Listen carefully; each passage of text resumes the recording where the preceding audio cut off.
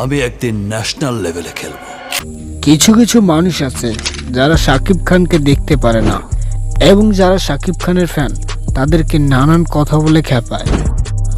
আপনি কি জানেন ওই সমস্ত লোক কোনো মানসিক রোগে আক্রান্ত?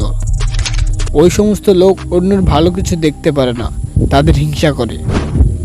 আপনার পাশে যদি এমন কেউ থেকে থাকে তাকে ভিজিট করুন।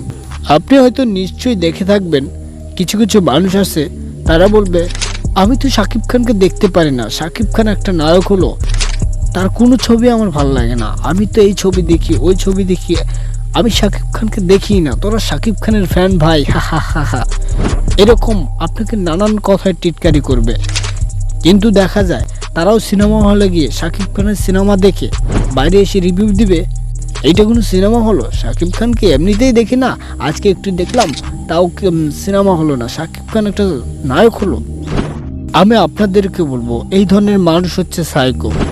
আপনাকে হয়তো বলবে আমি শাকিব খানকে পছন্দ করি না, ভাই এসব দেখা ছেড়ে দে, কিন্তু তাদের কথা আপনারা কোনো কান দেবেন না, কেননা তারা কোনো সময় কারো ভালো চায় না, ভালো দেখলেই চলে। আর যারা এখনো শাকিব খানের তুফান সিনেমাটা দেখেন নাই, তারা এখনই গিয়ে তুফান সিনেমাটা দেখে আসেন আর দেখিয়ে দেন সাকিবিয়ানদের পাওয়ার। মন ভাঙা হবে গোরা গোরা।